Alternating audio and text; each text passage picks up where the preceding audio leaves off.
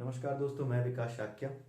आज आज हम डिस्कस करेंगे चैप्टर नंबर 18 भागवत गीता के श्लोक नंबर 3 को।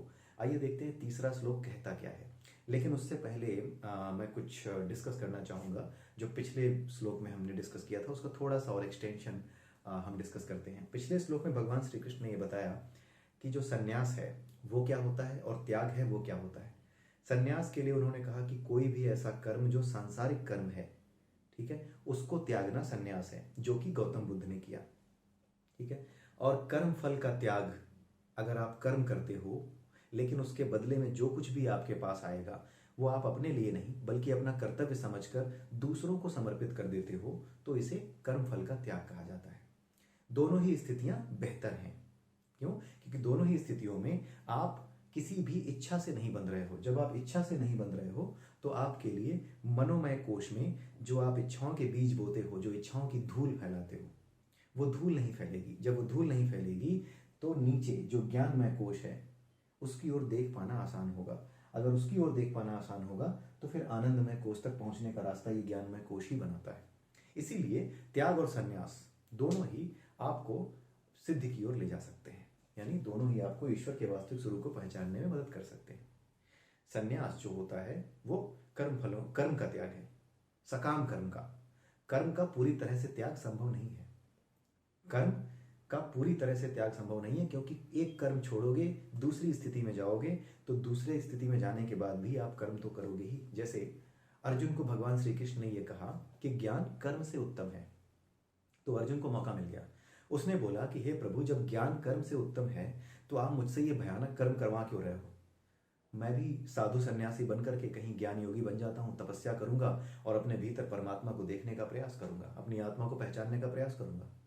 लेकिन भगवान श्री कृष्ण ने उसको ये समझाया कि पहली बात तो ये कि तुम इस युद्ध से भाग जाना चाहते हो, तुम्हारा मन विचलित है, तुम किसी तरीके से इस उत्तरदायित्व से बच जाना चाहते हो, यानी तुम कर्मयोगी तो बिल्कुल नहीं हो अभी। ठीक है। तुम अपने कर्म के बदले जो फल उत्पन्न होगा उससे डर रहे हो, अपने ही लोगों का विनाश, जबकि इस फल को भी त्याग दो। ये कहा उन्होंने कि इस फल को भी त्याग दो, ये फल भी तुम्हारा नहीं है जो विनाश उत्पन्न होगा। ठीक है। क्योंकि तुम्हारा कर्तव्य है क्षत्रिय होने के नाते ऐसी शक्तियों से लड़ना जो किसी द्रौपदी का चीरहरण कर सकती हैं। ये तुम्हारे भाई नहीं है। तुम इनमें अपना भाई देखोगे तो क्या होगा? आप उन शक्तियों की रक्षा कर रहे हो, आप उन लोगों का पक्ष ले रहे हो सिर्फ इसलिए कि वो आपके भाई हैं जो समाज में किसी स्त्री को सम्मान नहीं दे सकते। आज के समय में ऐसा ही तो होता है। लोग क्या कहते हैं, अरे मेरा बेटा है, गलती हो गई, लेकिन मैं तो अथॉरिटी वाला आदमी हूँ, मैं तो पावर वाला आदमी हूँ, मैं तो अपने बेटे को बचा सकता हूँ। वो फिर पक्षपात करने लगते हैं और ऐसे न्याय मार दिया जाता है। और इस तरीके से गलत लोग जो शासन और सत्ता चलाने के लायक नहीं हैं या फिर जो अधिकारी बनने लायक नहीं है, वो लोग देश की सत्ता में बैठ जाते हैं और न्याय नहीं करते। और इसी वजह से पावरफुल आदमी ये देख करके कि एक पावरफुल आदमी ने ये किया, कुछ नहीं हुआ, दूसरा पावरफुल आदमी भी यही करता है, तीसरा भी यही करता है, और इस तरीके से समाज में अन्याय की एक नई परंपरा स्थापित हो जाती है। न्याय कहीं खो जाता है। न्याय केवल और केवल अमीर के पास रह जाता है या उसके पास रह जाता है जिसके पास लाठी है, उसके पास नहीं रह जाता जो सामान्य जनता है। ठीक है। इसीलिए भगवान कृष्ण ने उसको ये कहा कि तुम ये युद्ध करो और तुम किसी कर्म से भाग नहीं सकते। अगर तुम ये कह रहे हो कि इस कर्म से भागूंगा, मैं इस कर्म के फल का त्याग करके कर्म योग में आ जाऊं और कर्म से भाग करके मैं ज्ञान योग में चला जाऊं, कर्म योग छोड़ देता हूं, मैं ज्ञान में चला जाता हूं क्योंकि ज्ञान कर्म से उत्तम है, यही आपने कहा, तो इसलिए वो भाग जाना चाहता था। कृष्ण ने उसको समझाया कि पहली चीज तो बता चुका हूं मैं कि भाई तुम भाग जाना चाहते हो। दूसरी चीज ये थी कि कृष्ण ने उसको ये बोला कि चाहे तुम ज्ञान योग में रहो चाहे कर्म योग में रहो, तुम किसी भी स्थिति में कर्म को पूरी तरह से त्याग नहीं सकते। संन्यास में जिस कर्म का त्याग किया जाता है वो सांसारिक कर्म होते हैं, जैसे युद्ध करना, अपने परिवार को बढ़ाना, अपने अपने लिए घर बनाना, घर वालों के लिए घर बनाना, बच्चों के लिए घर बनाना, ये सब सांसारिक कर्म होते हैं। ठीक है। जब आप इन सांसारिक कर्मों को त्याग देते हो तो फिर क्या होता है? क्या आप खाना बंद कर देते हो? क्या आप कोई और कर्म करना बंद कर देते हो? एक जगह लेट करके मौत का इंतजार करते हो? नहीं। आप अगर सांसारिक कर्मों को छोड़ते हो और संन्यास लेना चाहते हो, सन्यासी बनना चाहते हो, तो भी आपको कर्म करना पड़ता है। कैसा कर्म? अपने भीतर झांकने का कर्म, अपनी कुंडलनी को जागृत करने का कर्म, अपने भीतर जो ज्ञान है उसके प्रकाश को बाहर निकालने का कर्म। जैसे भगवान बुद्ध थे, जब वो घर से निकले तो वो सत्य की खोज में निकले थे। ज्ञान उन्हें हुआ नहीं था, वो ज्ञान की खोज में निकले थे। ज्ञान कब हुआ? जब उन्होंने अपने भीतर के प्रकाश को देख लिया, समाधि लगाई, साधना की, काफी दिनों तक बैठे रहे। ठीक है, एक विशेष मुद्रा में बैठ करके उन्होंने अपने मन को टटोला, तब जाकर के उन्हें ज्ञान प्राप्त हुआ। लेकिन इसके लिए भी उन्हें कर्म करना पड़ा। कैसा कर्म? अपने भीतर झांकने का कर्म, अपनी आत्मा को देखने का कर्म। इसलिए किसी भी स्थिति में कर्म से छुटकारा नहीं मिल सकता, कर्म तो करना ही करना है। इसीलिए ज्ञान श्रेष्ठ है, क्योंकि वो आपको बताता है कि आपके जीवन का उद्देश्य क्या है और कैसे आपका ये जीवन प्रकृति की शक्तियों द्वारा निर्धारित होता है। ठीक है, ये ज्ञान बताता है। लेकिन कर्म ही वो मार्ग है। उत्तम इसलिए है क्योंकि वो जो कर्म है वो आपको ज्ञान की ओर, भक्त की ओर और कर्म की ओर, कर्म के माध्यम से ही आप कर्मयोग में जाते हो, कर्म के माध्यम से ही आप ज्ञान योग में जाओगे, कर्म के माध्यम से ही आप भक्ति को जी पाओगे। भाई भक्ति भी तो एक कर्म है। तो जितने भी योग हैं जिनके माध्यम से इसे सिद्ध किया जाता है, अपने स्वरूप को पहचाना जाता है, वो सारे के सारे योग किसी न किसी कर्म से ही सिद्ध होते हैं। ठीक है, इसलिए कर्मों से छुटकारा नहीं है। अब इसी चीज को थोड़ा सा यहाँ पे जो चैप्टर है ये बेसिकली सारांश है, एक समरी है पूरी की पूरी भागवत गीता की। इसलिए जो कुछ पिछले चैप्टर्स में है, यानी तीसरे चौथे कर्म योग में, ज्ञान योग में, जहां पर भी है, जहां पर भी वो बातें हैं वो यहाँ पर रिपीट करी हैं भगवान श्री कृष्ण ने। ठीक है, मैंने पहले ही बताया कि भगवान श्री कृष्ण एक ऐसे गुरु हैं जो आदर्श गुरु हैं। आदर्श गुरु का काम ही ये होता है कि पूरी किताब जब खत्म हो जाए तो लास्ट में एक चैप्टर ऐसा जरूर हो, एक चैप्टर ऐसा जरूर पढ़ाए, या अपनी तरफ से ऐसा जरूर प्रयास करे कि पूरी की पूरी बुक का क्रक्स, जिसको समरी कहते हैं, वो सारांश कहते हैं, उसको एक बार जरूर अपने स्टूडेंट्स को समझाए। ठीक है, तो वो एक आदर्श गुरु का उदाहरण है। और एक किताब कैसे लिखी जानी चाहिए, किसी विषय पर कोई विषय वस्तु कैसे तैयार की जानी चाहिए, उसका सर्वोत्तम उदाहरण है भगवान श्री कृष्ण। ठीक है, तो आइए देखते हैं तीसरे श्लोक में क्या कहते हैं। तीसरे श्लोक में भगवान ये कहते हैं, त्याज्यम दोष वदित्ये के कर्म प्राहुर मनीषिण यज्ञ ध्यान तपः कर्म न त्याजमिति चापरे। भगवान श्री कृष्ण ये कह रहे हैं कि हे अर्जुन, कुछ विद्वान, अब वो कुछ विद्वानों की बात कर रहे हैं, अपनी तरफ से नहीं बता रहे। वो कुछ विद्वानों की बात इसलिए कर रहे हैं क्योंकि वो बताना चाह रहे हैं कि दोनों तरह के विद्वान, जिस तरह से सन्यास और आपका कर्म त्याग, कर्मफल का त्याग, दोनों ही उत्तम है, दोनों से ही सिद्धि प्राप्त होती है। उसी तरीके से कुछ विद्वान सन्यास की स्तुति करते हैं, सन्यास की संस्तुति करते हैं, यानी सन्यास लेने को कहते हैं, और कुछ विद्वान कर्म फलों के त्याग के लिए कहते हैं। ठीक है, तो उन्होंने ये बताया कि कुछ विद्वानों के अनुसार समस्त सकाम कर्मों को छोड़ देना चाहिए, यानी जिनसे इच्छाएं बनती हैं, सांसारिक कर्म, उनको छोड़ देना चाहिए। कुछ विद्वान ऐसा कहते हैं। लेकिन कुछ विद्वान ऐसा कहते हैं कि दान, तप, यज्ञ, ये 3 कर्म नहीं छोड़ने चाहिए। लेकिन दान, तप और यज्ञ, किस तरह के दान, किस तरह के तप और किस तरह का यज्ञ? प्रकृति के 3 गुण हैं, सत्व गुण, रजगुण और तम गुण। पिछले चैप्टर में हमने देखा कि दान, तप और यज्ञ, ये तीनों इन 3 गुणों के अनुसार अलग अलग प्रकार के होते हैं। दान भी सतोगुणी हो सकता है, तप सतोगुणी हो सकता है, रजोगुणी भी हो सकता है, यज्ञ सतोगुणी, रजोगुणी, तमोगुणी, ये तीनों 3 तरह के हो सकते हैं। ठीक है, भागवत गीता में कहीं पर यह नहीं बताया गया है कि आपको क्या करना है। सिर्फ ये बताया गया है कि प्रकृति के नियमों के अनुसार क्या करने पे क्या हो जाता है।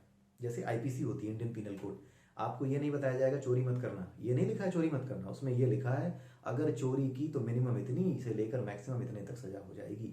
ठीक है, समझना आपको खुद है कि करना है कि नहीं करना है। ठीक उसी तरीके से जब उन्होंने सत, रज और तम तीनों गुणों के अंतर्गत किए जाने वाले कर्मों को बताया, तो उन्होंने ये बताया कि जो तमोगुण के कर्म है या रजोगुण के कर्म है वो आपको नीचे गिराते हैं, और बाकी जो कर्म है वो आपको ऊपर उठाते हैं, सतोगुणी कर्म। तो जो ऊपर उठाते हैं वो आपको बेहतर स्थिति में ले जाते हैं। तो भले ही उन्होंने ना लिखा हो, डायरेक्टली ना कह रहे हो, लेकिन जब वो कह रहे हैं कि दान, तप और यज्ञ, ये 3 चीजें नहीं छोड़नी चाहिए, तो अवश्य ही उनकी बात करेंगे जो कि आपको ऊपर ले जाएंगे। नीचे ले जाने वाली बात कोई क्यों करेगा? अगर किसी ने आपसे ये कह दिया कि चप्पल पहन करके ये बिजली का तार छूना, नहीं तो झटका लगेगा, ठीक है, तो उसने ये क्यों बताया आपको? ये इसीलिए बताया कि आपको एक नियम बता दिया गया कि भाई अगर चप्पल पहनोगे तो बिजली का झटका आपको इसलिए नहीं लगेगा क्योंकि चप्पल कुचालक है। ठीक है, एक नियम आपको पता है, उस नियम के बेस पर बता दिया कि चप्पल पहन लो तो बिजली का झटका नहीं लगेगा। ये नहीं बताया जा रहा कि चप्पल पहनो, आदेश नहीं दिया जा रहा कि चप्पल पहनो, सिर्फ और सिर्फ बता दिया जाता है, गुण बता दिए जाते हैं, नियम बता दिए जाते हैं। अगर आपको ये भी बताया जाए कि ये करना है, ये नहीं करना है, तो आप अपनी बुद्धि का इस्तेमाल कैसे करोगे? आपके मनुष्य होने का उद्देश्य ही समाप्त हो जाएगा। इसलिए हर जगह पर आदेश के रूप में कोई भी बात नहीं लिखी जा सकती। ठीक है, इसीलिए भगवान श्री कृष्ण यहाँ ये बता रहे हैं कि कुछ विद्वान ये कहते हैं कि दान, तप और यज्ञ, ये कर्म कभी नहीं छोड़ने चाहिए। कौन से? सतोगुणी दान, सतोगुणी तप और सतोगुणी यज्ञ। ठीक है, क्योंकि ये तीनों ही बिना किसी इच्छा के किए जाते हैं, समाज कल्याण के लिए किए जाते हैं। अपने मन में ये इच्छा भी नहीं होती कि यज्ञ करूंगा तो अगली बार चुनाव लड़ूंगा तो ये लोग मुझे वोट देंगे, या दान दूंगा तो ये लोग मुझे वोट देंगे। हर इच्छा का त्याग, हर इच्छा का त्याग, सम्मान पाने की इच्छा तक का त्याग जब कर दिया जाता है, ठीक है, तो वो सतोगुण में स्थित तप, ज्ञान और यज्ञ होते हैं। ठीक है, तप, दान और यज्ञ सतोगुण में तभी होते हैं जब उनसे किसी भी तरह के फल की इच्छा न रखी जाए, कुछ पाने की इच्छा ना हो, बस केवल और केवल निस्वार्थ भाव से समाज की सेवा हो, तब उसको कहा जाता है सतोगुणी दान, तप और यज्ञ। अब आप सोच करके देखिए कि जो ये बातें गीता में लिखी हैं, कहीं सही से भी क्या ये समाज को तोड़ने का काम करती हैं? कहीं से भी क्या ये ऐसी बातें हैं कि हिंदू धर्म से या फिर सनातन धर्म से नफरत की जाए? बिल्कुल नहीं। ये वो बातें हैं जिनसे प्यार किया जाना चाहिए।